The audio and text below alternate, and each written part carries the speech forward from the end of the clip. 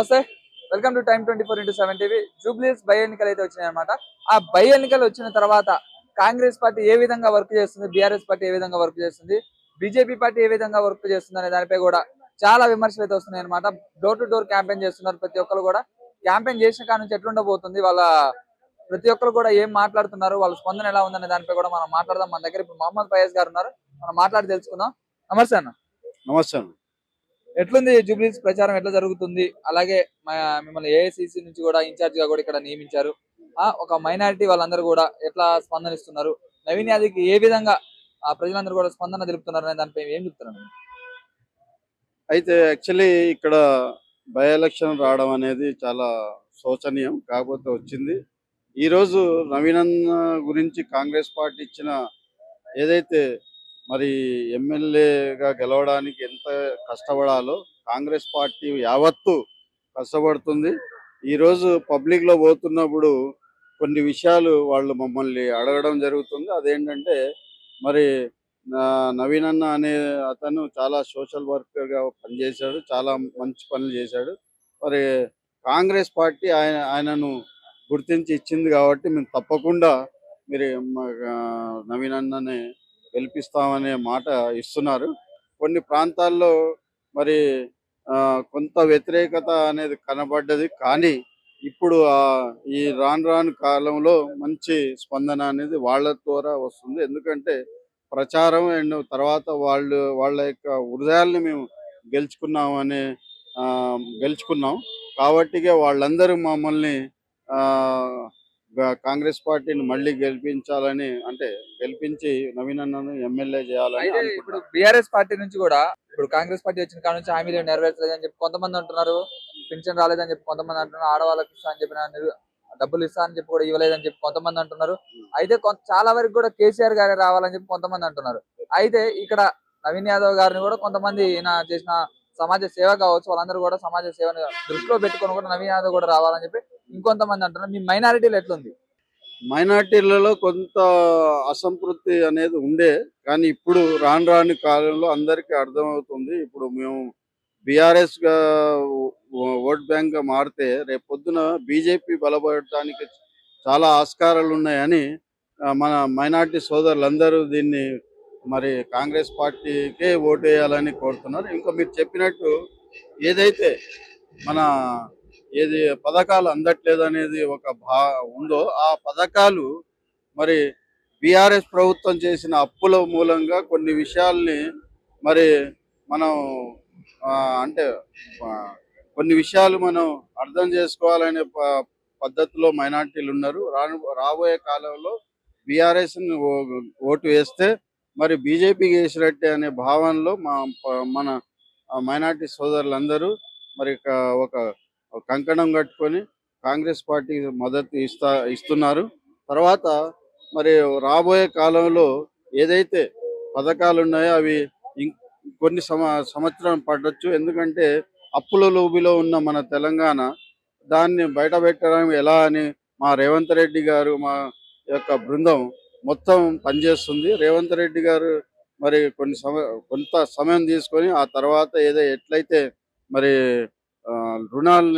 రుణాలన్నీ మాఫీ అంటే కంప్లీట్ చేసుకొని తర్వాత ప్రజలకు ఏదైతే హామీలు ఇచ్చారో ఆ హామీలు తప్పకుండా నెరవేరుస్తారని మైనార్టీ వర్గాలు భావించాయి. ఈరోజు మైనార్టీ వర్గాలంతా కాంగ్రెస్ పార్టీకే ఓటేస్తుందని నమ్ముతున్నాం. ఇంకోటి ఎంఐఎం కూడా మాకు సపోర్ట్గా వచ్చింది. ఎంఐఎం రావడం అనేది కొంచెం మాకు ఒక పెద్ద ప్లస్ పాయింట్. ఎంఐఎం కూడా కృతజ్ఞతలు తెలియజేసుకుంటున్నాం. ఎందుకంటే లాస్ట్ టైం మా నవీన్ అన్న గారు ఏదైతే ఓట్ బ్యాంక్ ఉందో 50,000 ఓట్లు, ఆ 50,000 ఓట్లు కూడా మళ్ళీ ఈ విధంగా కాంగ్రెస్ పార్టీకి గెలిపించడానికి కారణమవుతుంది. ఎందుకంటే అంజారుద్దీన్ గారు 1,500 ఓట్లతోటే ఓడిపోయడం జరిగింది లాస్ట్ ఎన్నికల్లో. ఆ 1,500 ఓట్లు ఫిలప్ చేసుకోవడం అంటే నవీన్ ఎంఐఎం పార్టీ నుంచి అప్పుడు నించున్నారు. ఆ 40,000 ఓట్లు కలిస్తే తప్పకుండా కాంగ్రెస్ పార్టీ వస్తుంది. అంటే మీరు అర్థం చేసుకోండి, ఎప్పుడైతే 1,500 ఓట్లతో ఓడిపోవడం జరిగిందో అజరుద్దీన్ గారు, అదే 1,500 అప్పుడు ఎంఐఎం కూడా విడిగా పోటీ చేసింది. ఆ ఆ 40,000 ఓట్లు కూడా ఇందులో యాడ్ అయితే తప్పకుండా కాంగ్రెస్ పార్టీ గెలుస్తుందని అందరూ నమ్ముతున్నారు. అలాగే చూసుకున్నట్లయితే రీసెంట్ కూడా విమర్శలు వచ్చినాయి. ఒక సల్మాన్ ఖాన్ అనే వ్యక్తి మీ మైనారిటీలోనే ఉండే సల్మాన్ ఖాన్ అనే వ్యక్తి కూడా మీపై కూడా ఏదో విమర్శలు చేస్తున్నారని చెప్పి కూడా అంటున్నారు. మైనారిటీస్ పైన కూడా నవీన్ యాదవ్ కావచ్చు, వాళ్ళందరి పైన కూడా విమర్శలు చేస్తున్నారని చెప్పి దీనిపై మీ స్పందన ఏంటి? సల్మాన్ ఖాన్ అనేది ఒక సోషల్ యాక్టివిటీగా పనిచేస్తూ మరి ఆ రోజు ఏ రోజైతే మన బీఆర్ఎస్ ప్రభుత్వం ఉన్నప్పుడు ఏమని విమర్శించాడు, కాంగ్రెస్ పార్టీకి మీరు ఓటేయండి, బీఆర్ఎస్ పార్టీకి వేటేస్తే బీజేపీకి వేసినట్టు అన్నట్టు ప్రచారం చేశాడు.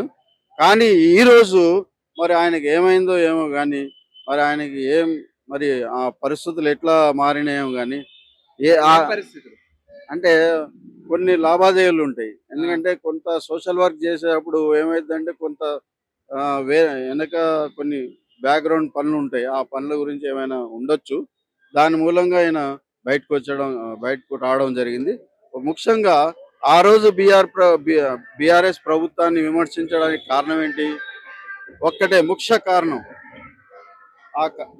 ఆ కారణం ఏంటంటే ఆ రోజు బీఆర్ఎస్ ప్రభుత్వం 11 నుంచి 12 మసీదులను కూలగొట్టినప్పుడు ప్రతి ముస్లిం సోదరుడు మసీదులను కూలగొట్టిన బీఆర్ఎస్ ప్రభుత్వాన్ని ఓటేయొద్దని ఆ రోజు మేమందరం కలిసి ప్రచారం చేసిన రోజులు ఉన్నాయి. అదే సల్మాన్ ఖాన్ కూడా ఆ రోజు ప్రచారం చేశాడు. మరి ఈ రోజు ఏమైంది? 2 సంవత్సరాల లోపలే ఆయనకి ఏం మసీదులు కనబడట్లేదు. ఏదైతే షహీద్ చేసిన మసీదులు ఎట్లయితే మరి ఇప్పుడు ఏదైనా కట్టించి ఉండొచ్చు, అందువల్ల ఈయన వెళ్ళాడా అని నేను ప్రశ్నిస్తున్నాను.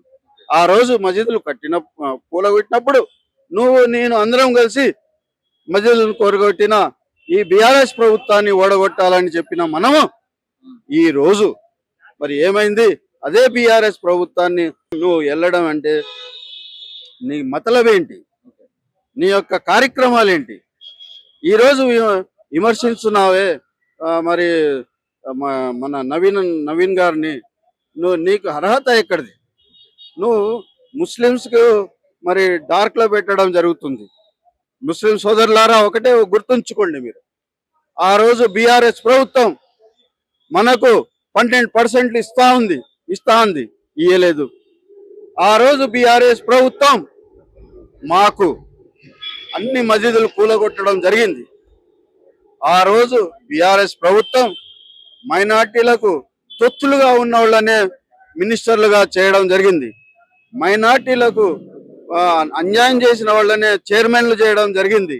ఈ రోజు ఇంతలోకే ఈ మహానుభావుడు సల్మాన్ ఖాన్ ఏ విధంగా మరి ఈరోజు మా కాంగ్రెస్ ప్రభుత్వాన్ని విమర్శిస్తున్నాడు, మా యొక్క క్యాండిడేట్ ని విమర్శిస్తున్నాడు అంటే ఆయన ఇండిపెండెంట్ గా ఆయన అర్హత కోల్పోయిన తర్వాత ఈ రోజు విమర్శలు పెట్టడానికి ఒక ప్లాట్ఫామ్ కావాలనే ఈ బీఆర్ఎస్ ప్రభుత్వంలో చేరి కేటీఆర్ గారి పక్కన చేరి ఈ రోజు మరి ఈ విధంగా విమర్శించడం తగదని నేను చెప్తున్నాను.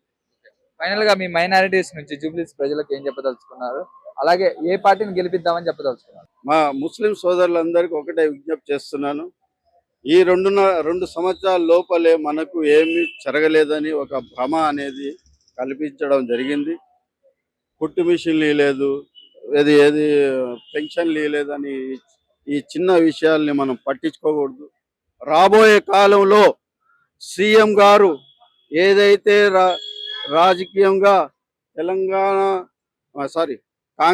కాంగ్రెస్ పార్టీ ఏర్పాటుకు జరగక ముందు ముస్లిం డిక్లరేషన్ అని 22 ఫార్ములా ఎవరైతే ప్రొఫెసర్లు రాసి ఇచ్చారో దాన్ని అమలు చేస్తామని 4,000 కోట్ల బడ్జెట్ సబ్ ప్లాన్ పెడతామని ఇంకా వేరే పనులు చేస్తానని మా యొక్క సీఎం గారు, మా యొక్క కాంగ్రెస్ పార్టీ ఆ రోజు వాగ్దానం చేసి మేనిఫెస్టోలో చెప్పడం జరిగింది.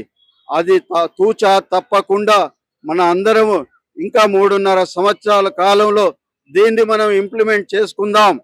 మీరు అటు ఇటు తిరిగి బీఆర్ఎస్ ప్రభుత్వాన్ని ఓటు వేసి బీజేపీని గెలిపించడం అనేది చేస్తే మరి రాబోయే కాలంలో మనకు చాలా అంటే చాలా నష్టం అవుతుంది. రాబోయే కాలాన్ని చూడండి. आने वाला जमाना देखो, आज मत देखो. आज थोड़ा बहुत अगर ये फाइनेंशियल प्रॉब्लम रहने से थोड़ा बहुत लेट हो रहा, जरूर हमारे कांग्रेस पार्टी जो है हमारे रेवंत रेड्डी साहब 4 और जो है महेश कुमार साहब जो है 4% रिजर्वेशन, अच्छा 4,000 करोड़ सब प्लान लगाएंगे और 22 फार्मूला को इम्प्लीमेंट करेंगे और माइनॉरिटीज के लिए कुछ करेंगे. एक मिनिस्टर देने से कोई होने वाला नहीं है बड़े भाई. मिनिस्टर नहीं मिला बोल रहे हैं, नहीं. हम जो है मिनिस्टर नहीं भी रहा तो जो है हम जो है हमारा हक और हुकूक हम लेंगे. हमारे को होना है गरीब आवाम को 4,000 करोड़ सब प्लान के रूप में हम लेंगे. उसके लिए मैं भी लड़ूंगा, आप भी लड़ो, मगर ये मौका मत जाने दो. हमारे नवीन यादव को जिताओ और कांग्रेस पार्टी को स्ट्रेंथन करो. आने वाला जमाने में हम लड़ेंगे और जो है हमारे हुकूक, मुस्लिम्स का हुकूक और लेके रहेंगे. शुक्रिया. షేర్ చేయండి, లైక్ చేయండి, సబ్స్క్రైబ్ చేయండి. మరిన్ని వీడియోల కోసం బెల్ సింబల్ పై క్లిక్ చేయండి.